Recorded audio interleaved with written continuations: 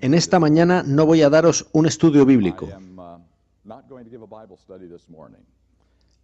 Será más bien un análisis de dos evangelios diferentes. Podéis ver dos árboles indicando dos evangelios, dos descripciones del evangelio. Yo pondré lo mismo en la pantalla, de modo que podáis ver dónde nos encontramos en cada momento.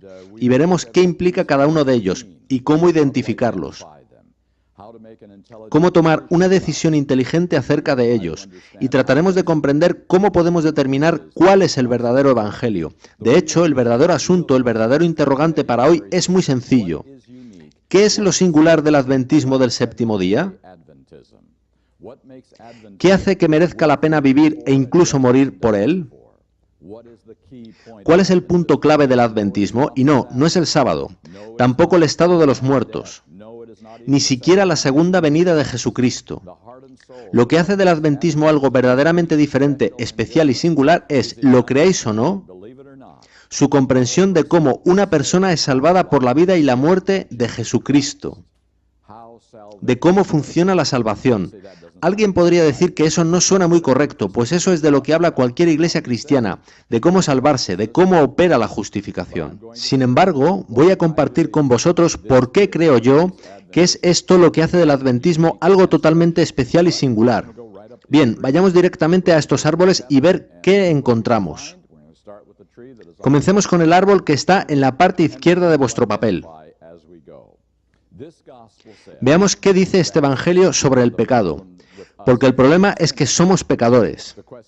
El asunto es cómo hemos llegado ahí, en qué consiste ese problema que tenemos. Y este evangelio dice que pecado no es lo que dices, haces o piensas, sino que es lo que Adán y Eva hicieron, dijeron y pensaron. En otras palabras, cuando Adán y Eva pecaron, no solo cambiaron de arriba abajo este mundo, sino también nuestra naturaleza. De modo que la naturaleza que Dios nos dio, que era amorosa, amable, generosa, fiel y obediente, se convirtió ahora en celosa, orgullosa, arrogante y desobediente, y nosotros hemos de luchar contra ella todos los días de nuestra vida. De manera que este evangelio dice que nuestro pecado es esta naturaleza que recibimos de Adán y Eva. Todo lo que tienes que hacer para convertirte en un pecador a los ojos de Dios es nacer y respirar por primera vez. El pecado en este evangelio es la naturaleza que heredas en el nacimiento. Según vayamos avanzando en este pequeño estudio, os iré compartiendo algunas citas de diversas personas. Y tened en mente lo siguiente. Toda cita que leeré apoyando uno y otro evangelio es de un adventista del séptimo día. Puede ser un profesor, un pastor o un laico, pero todos ellos son adventistas. He aquí la primera. Un bebé nace pecador antes de cometer un solo acto pecaminoso. Eso dice esta cita, que un bebé nace pecador antes de cometer un solo pecado. ¿Y qué implicación tiene ello? Veamos otra cita. Este estado pecaminoso significa que, si un bebé muere pocas horas después de nacer, le espera la segunda muerte, incluso aunque nunca haya violado ningún mandamiento. Es eso lo que el pecado como naturaleza enseña, que todo bebé nace bajo condenación. Y por supuesto, la solución para ello en muchas iglesias es el bautismo de infantes. Pues así de serias son las consecuencias de haber nacido pecadores porque Adán pecó. Así que esta es la conclusión de este evangelio. Y si esto es verdad, entonces la siguiente consecuencia es clara. Jesucristo, para ser mi Salvador, no podía ser un pecador cuando vino a este mundo. Y por tanto, si el pecado es la naturaleza con la que nazco, entonces, incluso sin abrir la Biblia, para leer texto alguno, es absolutamente esencial que Cristo no tuviera nuestra naturaleza. Así que Cristo tuvo que tener la naturaleza de Adán antes de la caída. No hay otra opción posible. Cristo ha de tener una naturaleza no caída. Así que esos son los dos primeros puntos de este Evangelio, y dado que son tan cruciales en este Evangelio, quiero asegurarme de que se entiende. De manera que voy a volver a ese primer punto, pecado como naturaleza, y analizarlo con detenimiento. Tenemos un bebé, nacido en este mundo, nacido bajo condenación, perdido. Ese bebé, al crecer, acepta a Jesucristo como su Salvador. No desaparece la naturaleza caída en ese momento, aunque pasa a estar bajo el control del Espíritu Santo. Lo llamamos nuevo nacimiento. Eso significa que la naturaleza caída está en pecado tras el nuevo nacimiento como antes. Continúa aún pecando por naturaleza. Así que la diferencia tras el nuevo nacimiento es que somos perdonados por esa naturaleza. La naturaleza sigue siendo pecado, pero tenemos perdón por ello, y eso es bueno. Pero entonces llegamos a un punto llamado cierre del tiempo de gracia. Y no hay evidencia en las Escrituras ni en ningún texto inspirado de que en el cierre del tiempo de gracia vayamos a perder nuestra naturaleza caída. De hecho, el único momento en que la perderemos será cuando Jesús venga en las nubes de los cielos. Eso quiere decir que estaremos aún pecando por naturaleza tras el cierre del tiempo de gracia, lo cual significa que aún necesitaremos perdón tras el cierre del tiempo de gracia, lo cual a su vez significa que Jesús no puede salir del lugar santísimo, puesto que debe haber perdón para continuo pecado hasta la segunda venida de Cristo. Eso es lo que este Evangelio enseña. Pecamos desde el momento de nuestro nacimiento hasta nuestra muerte o hasta que Jesús venga, y necesitamos perdón para pecado ininterrumpido hasta la segunda venida. El pecado es tan constante como respirar. Vayamos al segundo punto, Jesucristo. Lo que importa no es realmente su naturaleza, sino cómo fue tentado.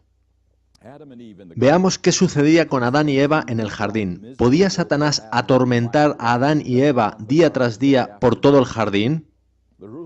Las reglas eran realmente estrictas, ¿verdad? Ellos podían ser tentados tan solo en un árbol, no del jardín, sino del mundo entero. ¿Os gustaría ese trato para vosotros? Solo en un árbol. Fuera de él no había tentación. Bien, después de que Adán y Eva pecaron, ¿cambiaron las reglas? ¿Dónde podía Satanás tentar a Adán y Eva a partir de entonces? En cualquier sitio y en cualquier instante. Ya no se limitaba a un sitio específico. Al levantarte, al acostarte, Él estará allí, tirando de ti por medio de tu naturaleza. Así que la regla hoy en día es que Satanás tiene acceso a ti constantemente a través de tu naturaleza. Y así llega la verdadera cuestión. ¿Cómo fue tentado Cristo? ¿Como Adán o como nosotros? Ese es el aspecto clave del segundo punto. Y ya sabéis que este Evangelio dice que lo fue como Adán, no como nosotros. De hecho, he escuchado una explicación según la cual Cristo fue tentado solo 3 veces. En el desierto, en el Getsemaní y en la cruz del Calvario. Y lo singular en las 3 es que fue Jesús quien se dirigió hacia la tentación. No lo fue en Nazaret, pero sí en el desierto, en el Getsemaní y en la cruz. De modo que Cristo fue tentado como Adán, en un punto concreto, no en sí mismo. No fue tentado al enfado, a la impaciencia, al orgullo, el egoísmo o la gula, o a todas las tentaciones que tenemos nosotros, sino solo en los grandes asuntos mediante los cuales Él realizaría su misión como Mesías, siendo obediente a su Padre Celestial para morir por los pecados de la humanidad. Así que la conclusión del segundo punto es que Cristo no fue tentado en los mismos aspectos que nosotros. No fue tentado desde su interior, lo que le convertiría en un pecador, sino solo desde el exterior, como Adán. Así que esos son los 2 primeros puntos de este Evangelio. Ahora llegamos a donde las cosas se ponen más serias, justificación y salvación. Y veis que dice solamente justificación, no santificación. Y podréis ver la razón en la siguiente cita. La justificación es obra de Cristo al 100%. La santificación es una obra hecha por nosotros, ayudados por Cristo morando en nosotros. Amigos, ¿qué utilidad puede tener para la salvación una obra hecha por nosotros? Cero. Sigue diciendo, lo que significa que si la justificación es su obra al 100% y la santificación es una obra hecha por nosotros, esta no puede formar parte del proceso de salvación. ¿Qué significa esto en términos prácticos? Pongamos que has sido un leal guardador del sábado durante alrededor de un año, pero has decidido que en estos complicados tiempos realmente no puedes alimentar ni vestir a tu familia sin abrir tu negocio en sábado, de modo que a regañadientes vas contra tus convicciones y comienzas regularmente a abrir tu negocio en sábado. ¿Pone eso en peligro tu salvación de alguna manera? Ahora, eso, el guardar el sábado regularmente, sería un asunto de santificación, ¿verdad? Y la santificación no forma parte de este evangelio, es una consecuencia, sucede tras haber sido salvado. Tú eres salvado y entonces entra en juego el proceso de santificación. Esta no es crucial para la salvación.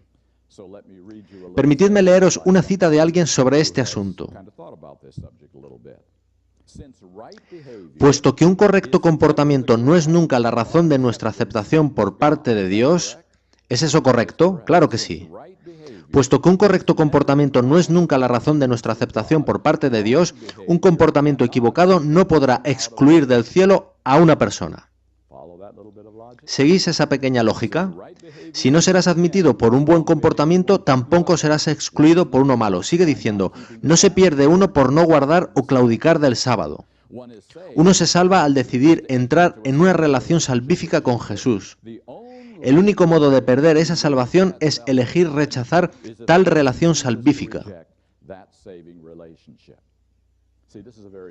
Veis que este es un evangelio muy sencillo. Hay un solo modo de salvación, aceptar a Jesucristo como tu Salvador. Una vez has hecho eso, hay un solo modo de perdición.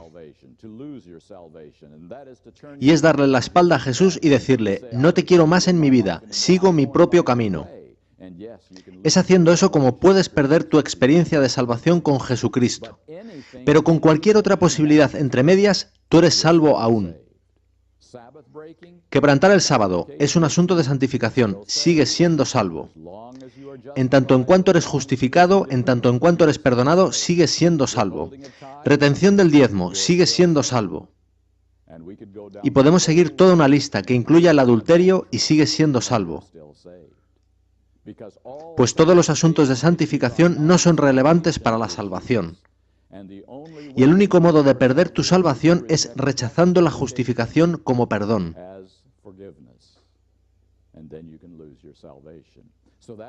Así que eso se convierte en el punto crítico de este evangelio. Solo la justificación cuenta para la salvación.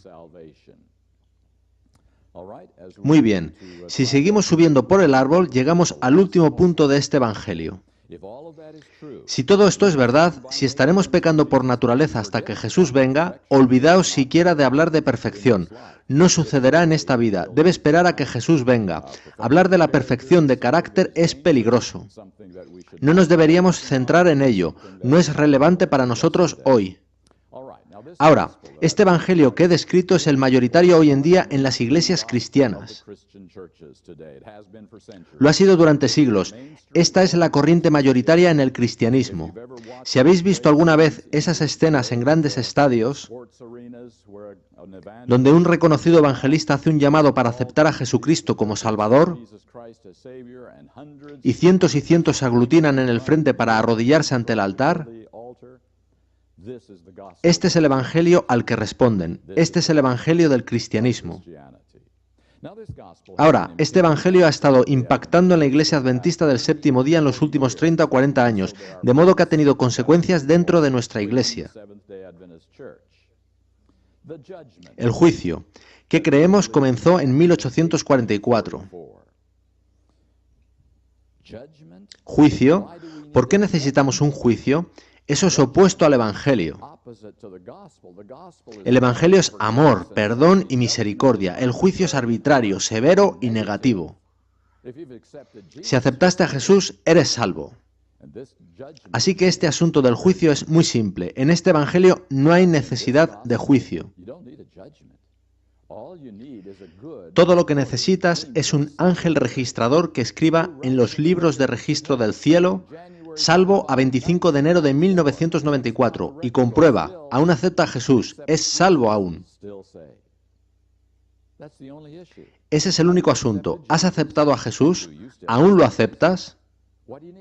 ¿Para qué necesitas un juicio? ¿Se va a juzgar el guardar el sábado? No. ¿Se va a juzgar la retención del diezmo? No.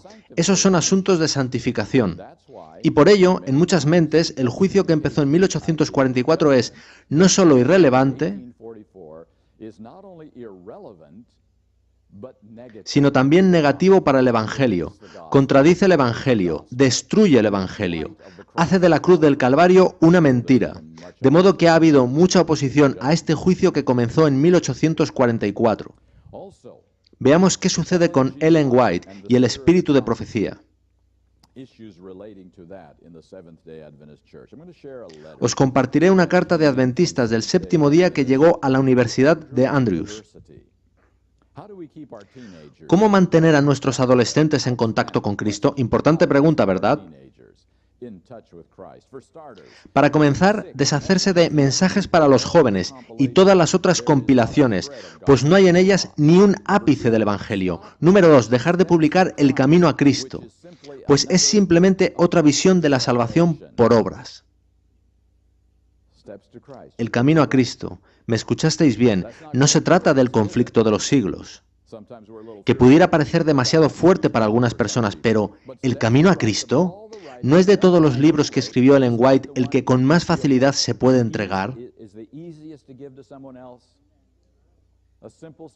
Un simple extracto de cómo acercarnos a Jesucristo como nuestro Salvador. ¿Cómo puede resultar tan negativo en sus mentes? Para comprender eso, voy a llevaros al año 1950, cuando un hombre apellidado Barnhouse, que más tarde entraría en contacto con líderes adventistas del séptimo día, editor de Eternity, una revista cristiana muy popular por entonces, recibió una copia del Camino a Cristo y decidió analizarlo en su revista. Permitidme compartir con vosotros lo que dijo. El libro es falso en todas sus partes. Porta la marca de la falsificación desde su primera página. Contiene error satánico. Os recuerdo que era el Camino a Cristo lo que él estaba analizando. ¿Comenzáis a ver cuál es realmente el problema? El libro El Camino a Cristo, que describe el camino de la salvación y cómo acercarnos a Cristo, es diametralmente opuesto al Evangelio que hemos estado revisando. Habla de entrega, compromiso e incluso de esa temida palabra que es obediencia, que resulta tan negativa bajo esta comprensión del Evangelio. Así, tenemos aquí un editor cristiano muy influyente que veía el Camino a Cristo como muy peligroso.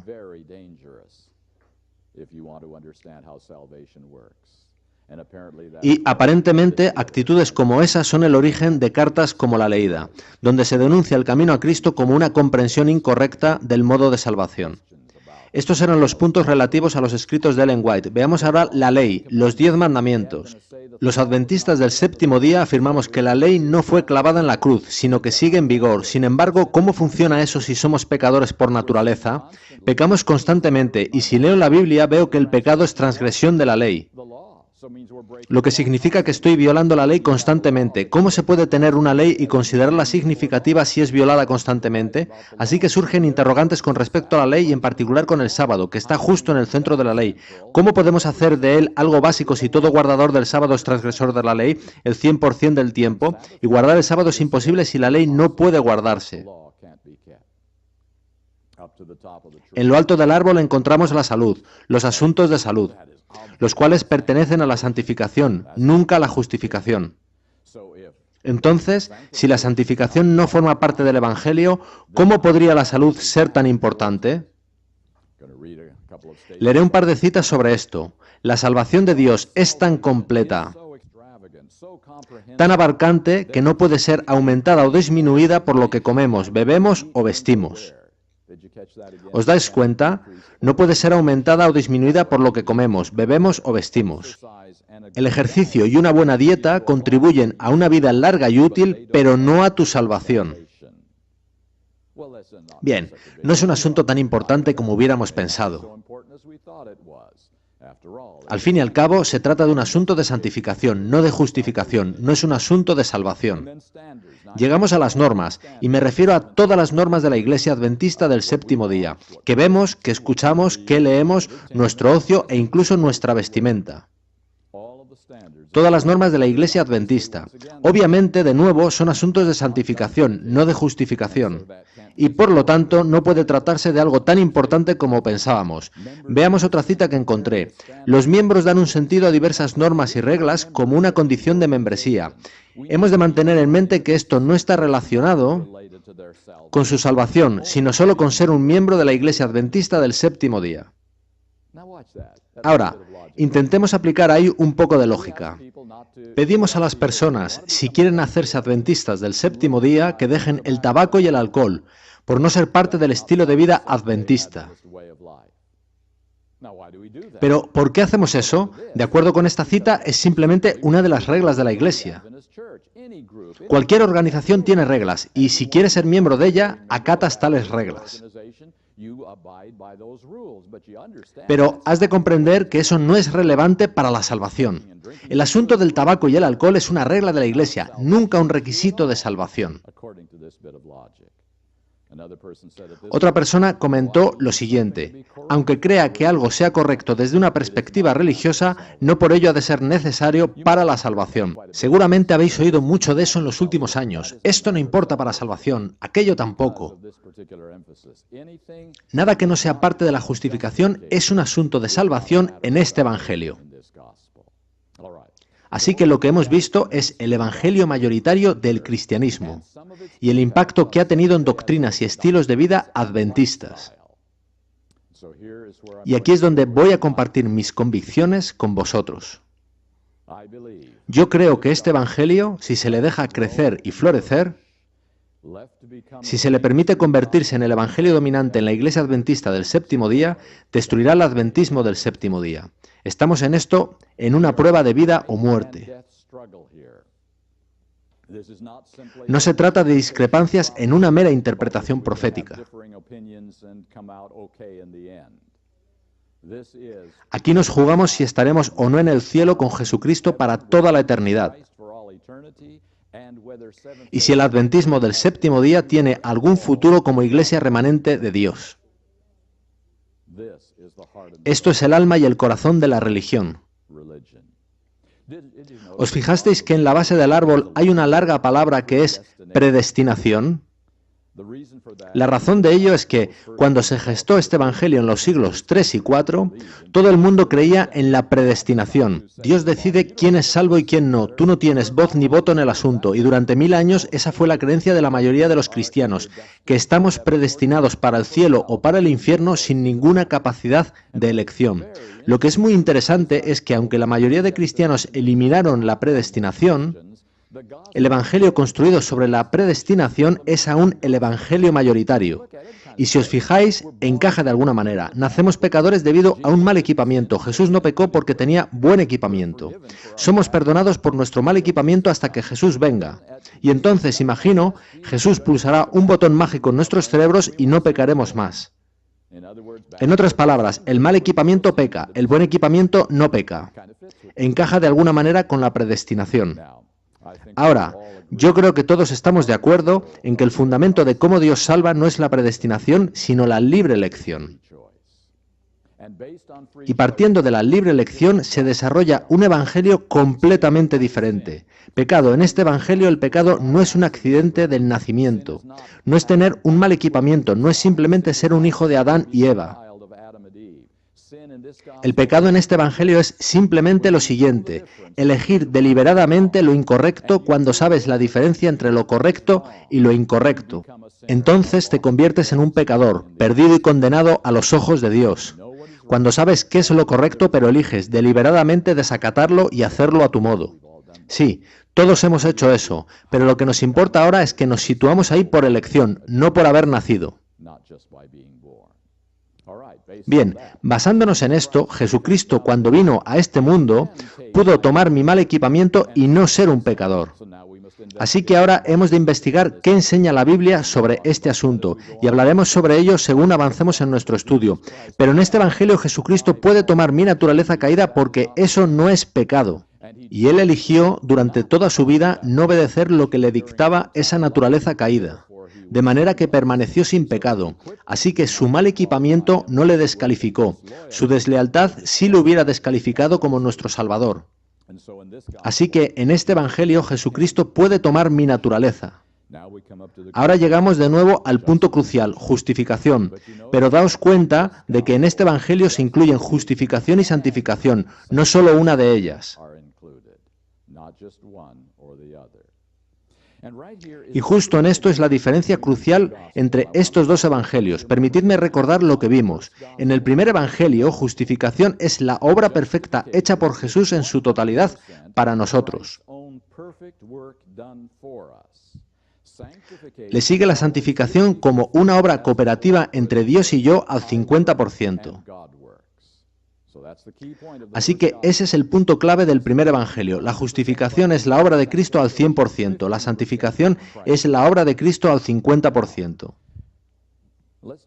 Fijémonos en esto detenidamente, pues esta es la diferencia clave entre estas dos comprensiones de la salvación. ¿Es la justificación la obra de Cristo al 100%? Sí, esto es totalmente cierto. No existe otro modo de salvación aparte de Jesucristo. Pero, ¿hay ciertas cosas que debes creer y hacer para ser partícipe de esta obra perfecta de Cristo? Simplifiquémoslo. ¿Debes considerar este libro como más que una colección de 66 interesantes historias?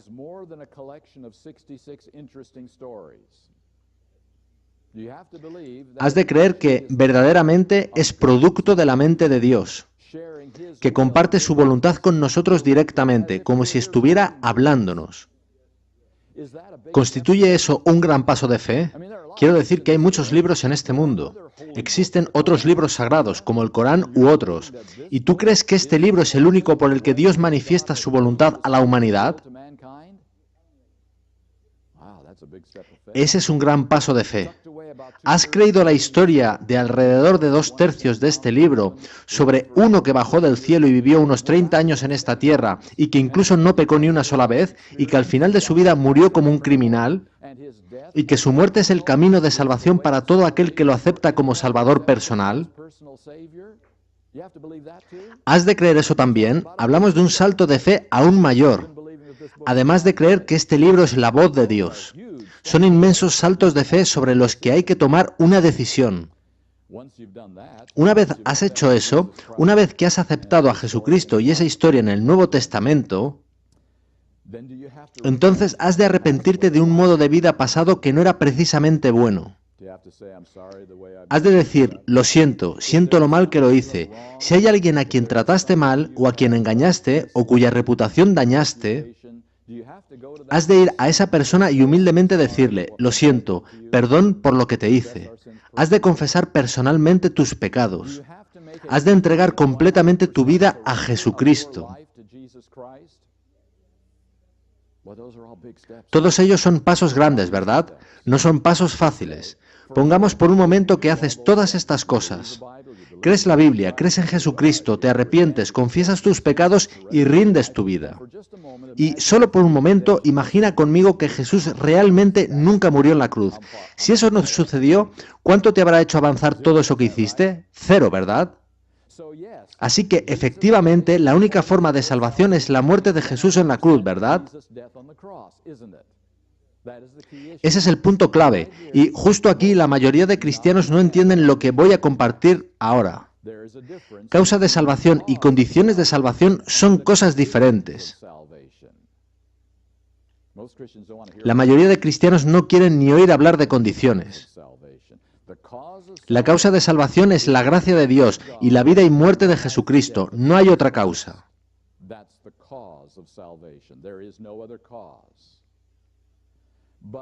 Sin embargo, hay condiciones para ser partícipes de esa obra realizada por Jesucristo en su totalidad. Y hemos visto algunas de ellas, grandes pasos de fe, decisiones importantes sobre tu vida. Son condiciones, no ganan tu salvación, no mereces tu salvación por ellas. Pero sin ellas no puedes salvarte. Y en esto se enredan los cristianos. Piensan que eso son obras, pero no lo son en el sentido de obras humanas. Porque la única salvación es Jesucristo, pero el único modo de ser partícipe de ella es la cooperación. Esa es la palabra, cooperación, con el camino de Dios. Si este es el camino, Señor, entonces quiero participar en él. No para merecer nada, sino porque es el camino que tú has trazado. Si me bautizo, eso no me dará la salvación, pero yo quiero participar en el camino que tú me has sugerido, que tenga la experiencia del nuevo nacimiento. De modo que esas condiciones de salvación resultan claves. Veamos otro punto, la santificación. Recordad que el primer evangelio afirma que es obra de Cristo y obra mía al 50%. Consideremos el guardar el sábado como un ejemplo. Pongamos que eres muy cuidadoso con el sábado, que terminas tus actividades laborales rigurosamente antes de la puesta de sol el viernes por la tarde. Tienes una óptima recepción del sábado con el Señor el viernes por la tarde. Estás en la iglesia el sábado por la mañana. Por la tarde realizas trabajo para el Señor. Despides el sábado a la puesta de sol. ¿Hace eso de ti un guardador del sábado? He de decir que no. Eso hace de ti un guardador del séptimo día de la semana. ¿Quiénes fueron los mejores guardadores del séptimo día de la semana que haya conocido el mundo? Los fariseos. Ellos eran muy escrupulosos, tenían reglas para todo. Jamás violaban el sabbat bajo ninguna condición y de ninguna forma. Se aseguraban de tener todo tipo de límites alrededor del sabbat para asegurar la santidad de éste.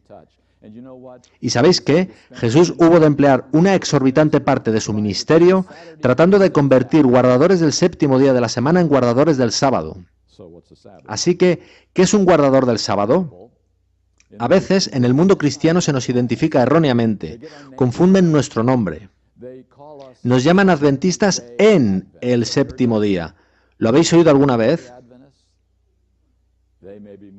Quizá tengan más razón de lo que podamos sospechar.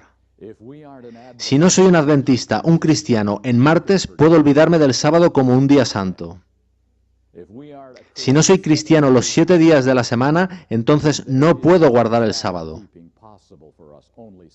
Solo el séptimo día de la semana, si acaso. Porque el sábado es un día santo, ¿verdad? ¿Cómo puede alguien no santo guardar un día santo?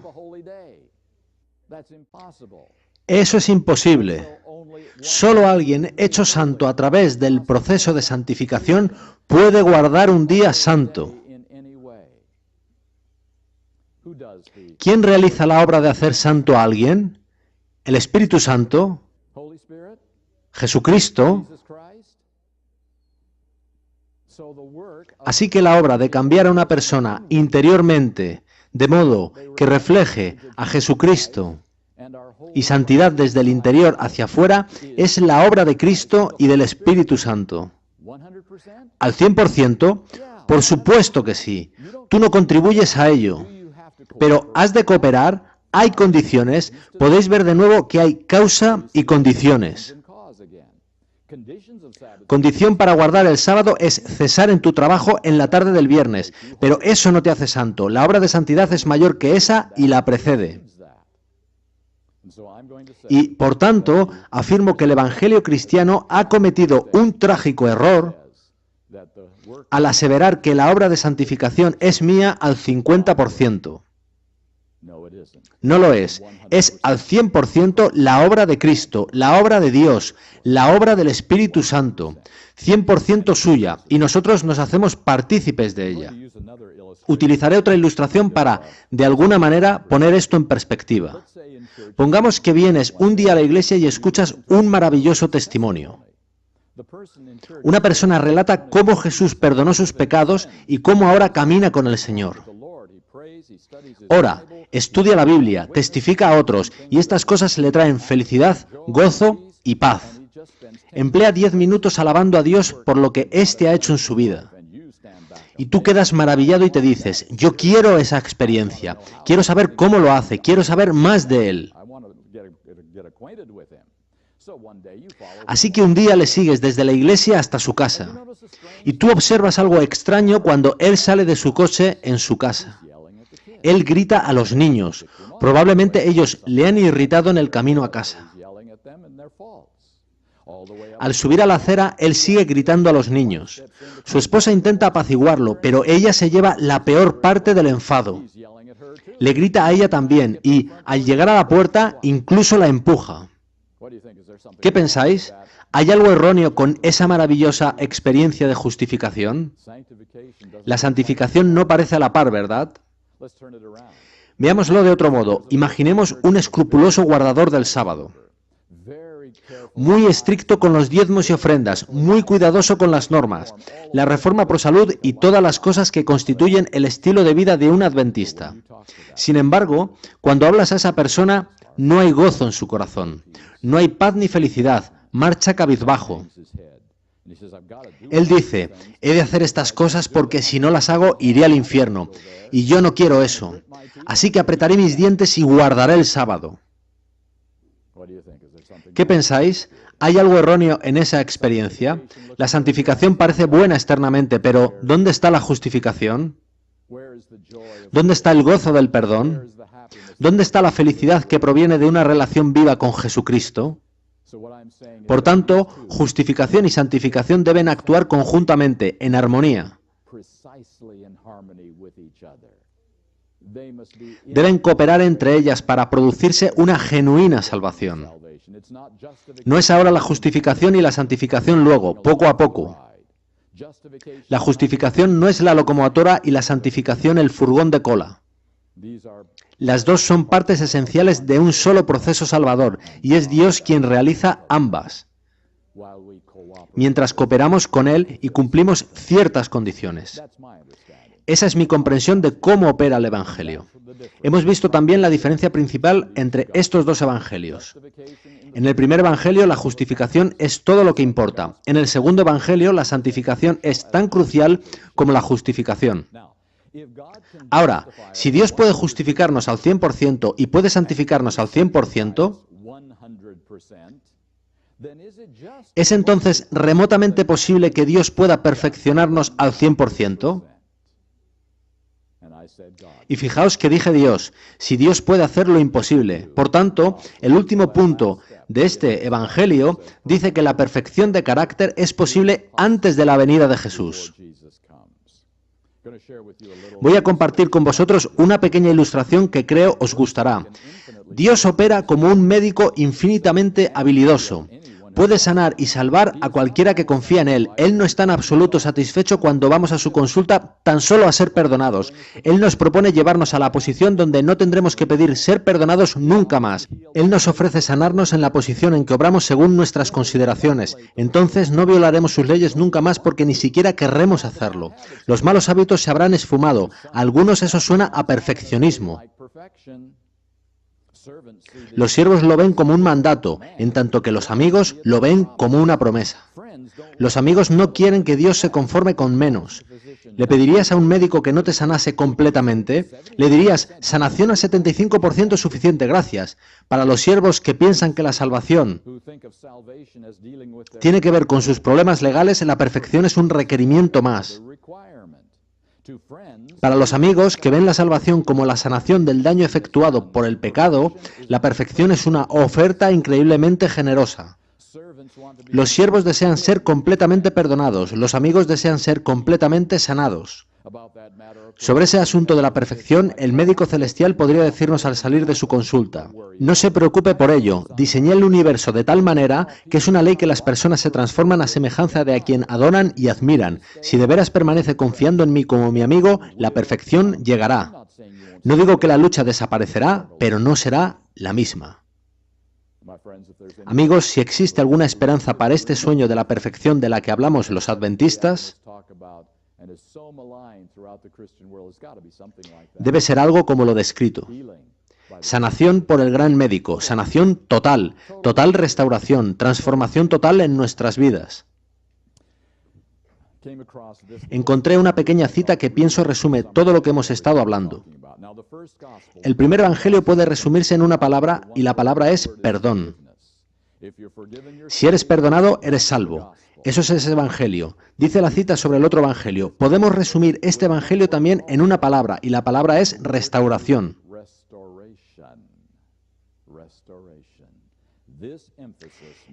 Esto hace única la teología adventista del séptimo día.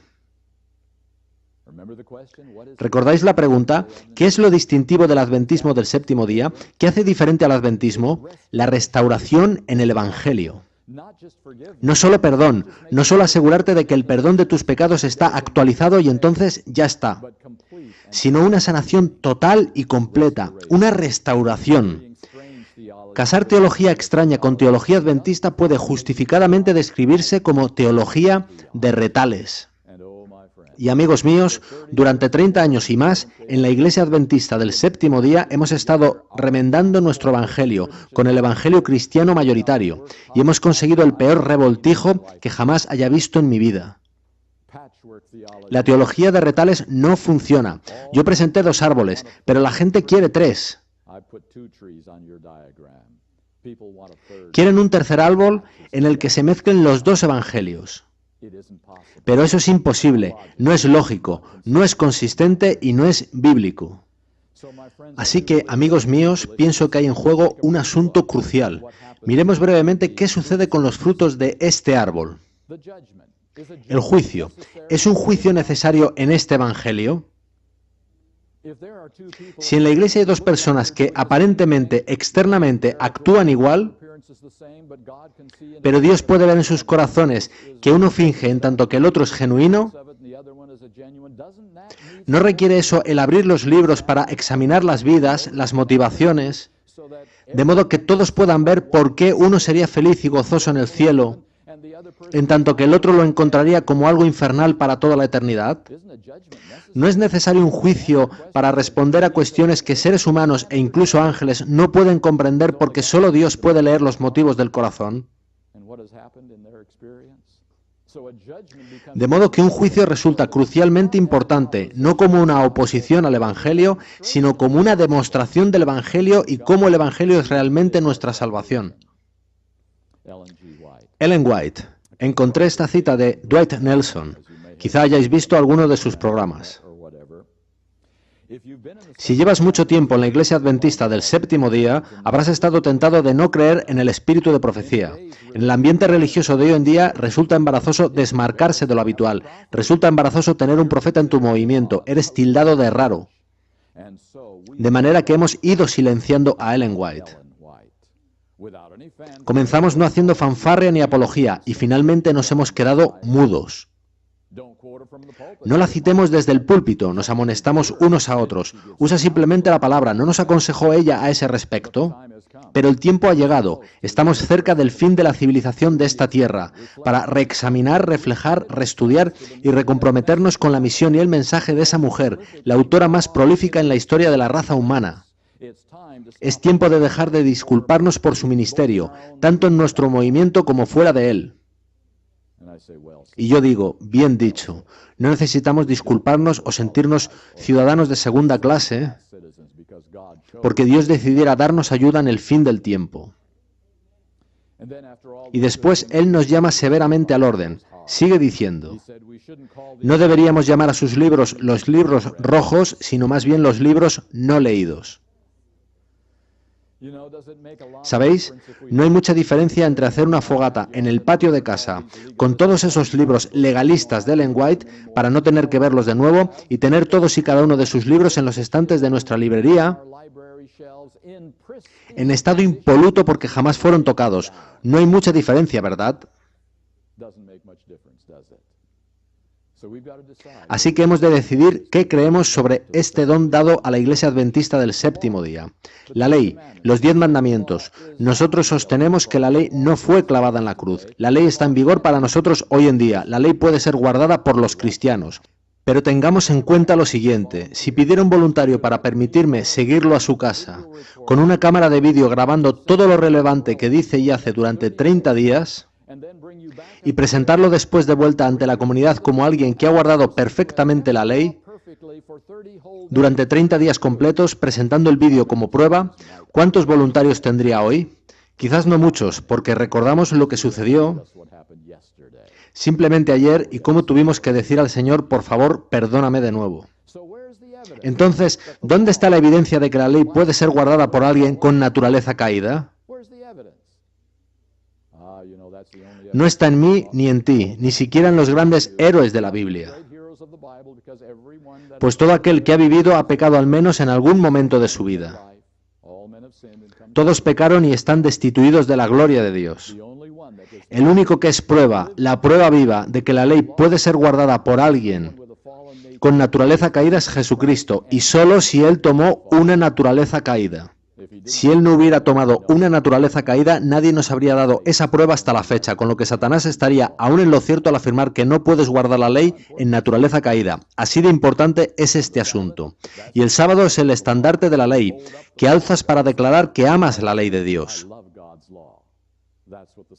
En eso consiste realmente el sábado, en una declaración de lealtad. Muy bien, en lo alto del árbol vemos la salud. Pongamos que te encuentras una persona en la calle que no está muy bien físicamente. Tú te compadeces de esa persona y le dices, si me permites indicarte qué has de hacer durante un mes, te traeré a mi casa y te recuperarás.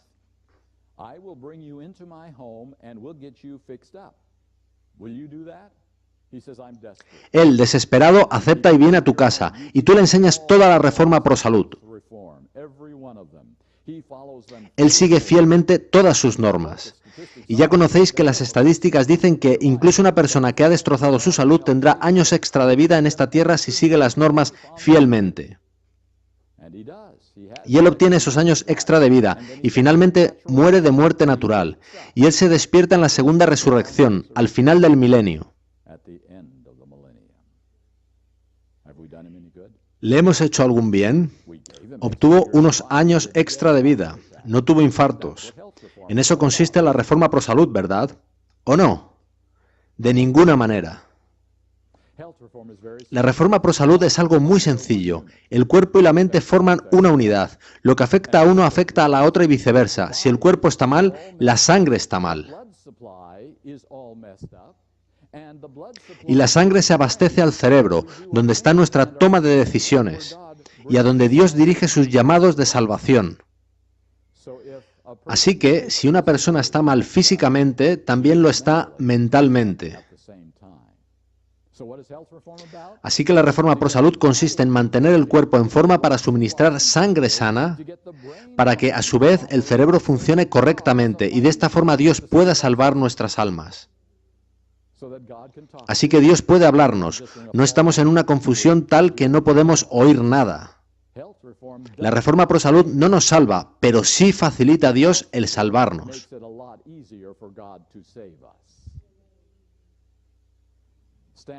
Vayamos con las normas de la Iglesia, y me refiero a todas.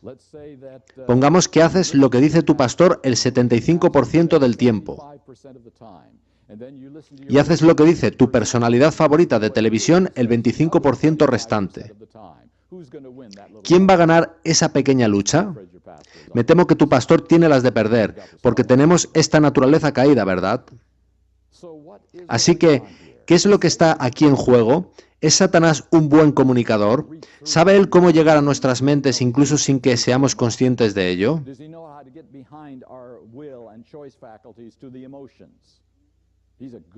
Él es un buen comunicador, pero Dios también es un buen comunicador a través del Espíritu Santo.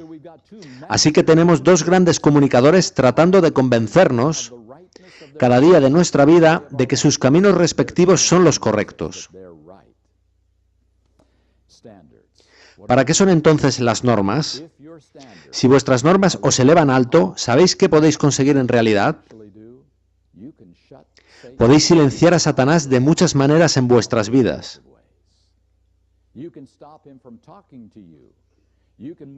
Os podéis apartar de lo que Satanás trata de deciros mediante la lectura, las imágenes y el ocio. de manera que Él no tenga pleno acceso a vuestra mente continuamente. Y si has conseguido bloquear el acceso de Satanás a tu mente, ¿no facilitará eso el que Dios te hable? ¿No abrirá canales de comunicación que no había antes? Por tanto, eso significa que las normas altas dan a Dios una oportunidad de luchar por salvar tu alma.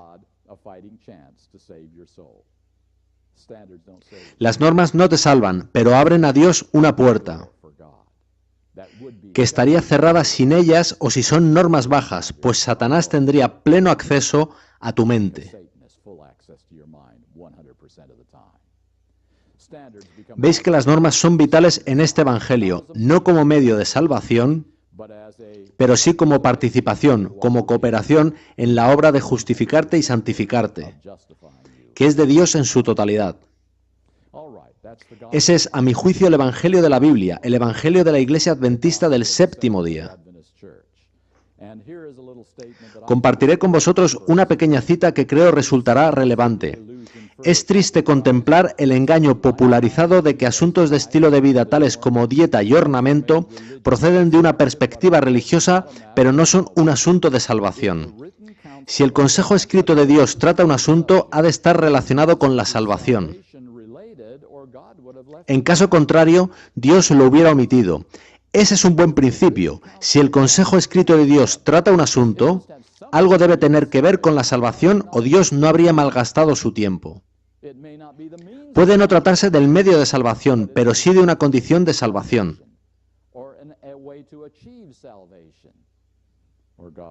Si no, Dios no se habría molestado en hablar de ello. Bien, amigos, eso es lo que yo comprendo como el Evangelio de la Biblia. Y lo que es único en el adventismo del séptimo día. Y quiero ir un paso más allá en esto. El gran objetivo de Satanás es destruir este Evangelio. Él está conforme con que tú y yo guardemos el sábado, con que creamos que Jesucristo viene literalmente en las nubes de los cielos, con que le reconozcamos cuando Él adopte la apariencia de Cristo, con que no creamos que los muertos se aparecen, con que no creamos en las apariciones de María, con que no nos impliquemos en todos esos engaños. Pero si creemos en un evangelio falso, somos suyos. Y a Él le da igual si creemos lo correcto sobre el sábado, la segunda venida o el estado de los muertos. Si creemos en su evangelio, en que es permisible en algún aspecto continuar pecando hasta que Jesús venga, entonces Él nos tiene. Independientemente de qué verdades creamos en la Iglesia Adventista del séptimo día. Yo pienso que este es el último ataque de Satanás sobre el pueblo remanente de Dios, justo antes de la segunda venida de Cristo.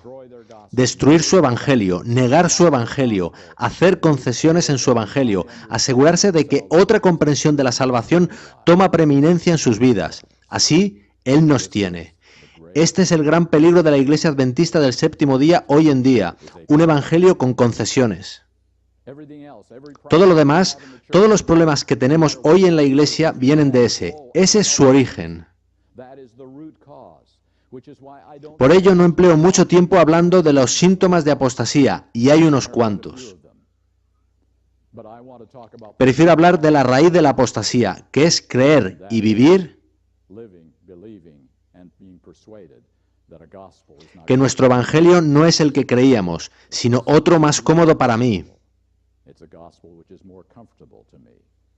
en el cual puedo vivir todavía pecando en una dosis razonable y aún ser salvo.